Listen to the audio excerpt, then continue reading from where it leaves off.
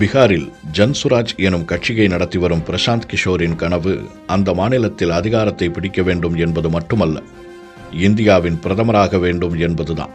விஜய் சந்திப்பு தொடங்கி அவரின் பல்வேறு காய் நகர்த்தல்கள் அதற்கானதுதான் என்கிறார்கள் அவருக்கு நெருக்கமான வட்டாரத்தில்.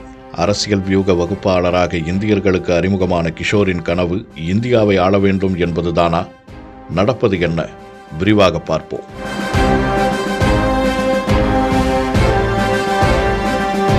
பீகாரை சொந்த மாநிலமாக கொண்டவர் PK என அழைக்கப்படும் பிரசாந்த் கிஷோர்.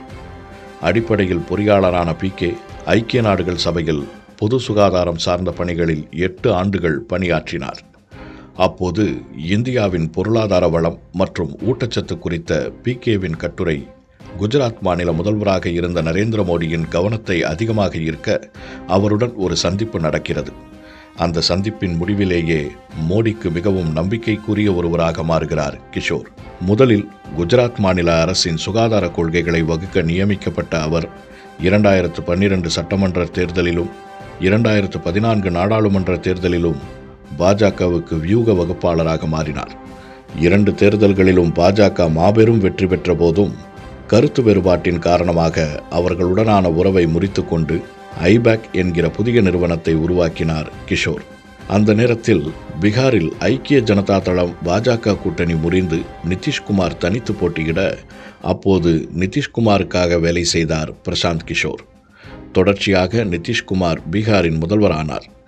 ஐக்கிய ஜனதா தளம் கட்சியின் துணைத் தலைவர் பொறுப்பு கிஷோருக்கு வழங்கப்பட்டது. பின்னர் கருத்து வேறுபாட்டின் காரணமாக அங்கிருந்தும் வெளியேறினார். தொடர்ந்து 2019 ஆந்திராவில் YSR காங்கிரசுக்கும், 2020 டெல்லியில் ஆம் ஆத்மிக்கும், 2021 மேற்கு வங்கத்தில் திரிணாமுல் காங்கிரஸ் கட்சிக்கும், தமிழ்நாட்டில் திமுகவுக்கும் வேலை செய்தார் PK. பல மாநிலங்களில் அவர் வேலை செய்த கட்சிகள் வெற்றி வாகை சூடின. ஒரு சில மாநிலங்களில் தோல்வியையும் தழுவின. தொடர்ந்து தேர்தல் வியூக வேலைகளிலிருந்து விலகப் போவதாக அறிவித்த பிரசாந்த் கிஷோர் காங்கிரஸ் கட்சியில் இணையப் போவதாகவும் தகவல்கள் வெளியாகின. காங்கிரஸ் தலைவர்களையும் சந்தித்து பேசினார்.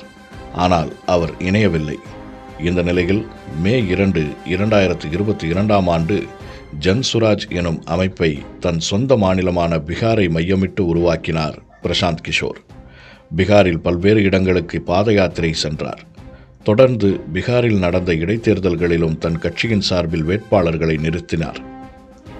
சமீபத்தில் தாவேகாவின் 2ஆம் ஆண்டு தொடக்க விழாவில் PK கலந்து கொண்டபோது பீகார் இடைத்தேர்தலில் போட்டியிட்ட அவராலேயே வெற்றி பெற முடியவில்லை என்கிற விமர்சனங்கள் தான் அதிகமாக முன்வைக்கப்பட்டன. ஆனால் PKவின் எதிர்கால கனவு என்பது பீகார் மாநிலத்தை பிடிப்பது மட்டுமல்ல, இந்தியாவுக்கே பிரதமராக வேண்டும் என்பதுதான் என அதிர்ச்சியை கிளப்புகிறார்கள் அவரை அறிந்த வட்டாரத்தில். அவர்கள் பேசும்போது, காங்கிரஸ் கட்சியில் அவர் இணைய முடிவெடுத்த போதே அவருக்கு அத்தகைய எண்ணம் இருந்தது. ஆனால் PKவின் வருகை காங்கிரசுக்குள் மிகப்பெரிய அதிருப்தியை உருவாக்கியது. அதனால்தான் கட்சியில் அவரால் இணைய முடியாமல் போனது.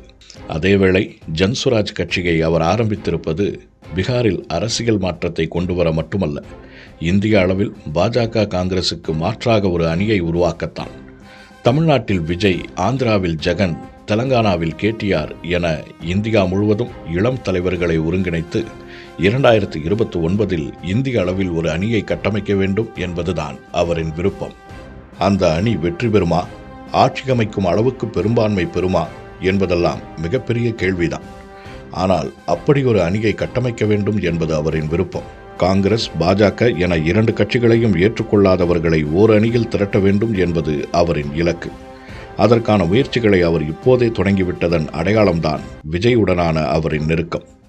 மற்ற மாநிலங்களில் அவர் ஏற்கனவே தேர்தல் வியூக வேலைகளை செய்திருப்பதால் பல தலைவர்களுடன் அவருக்கு நல்லுறவு இருக்கிறது.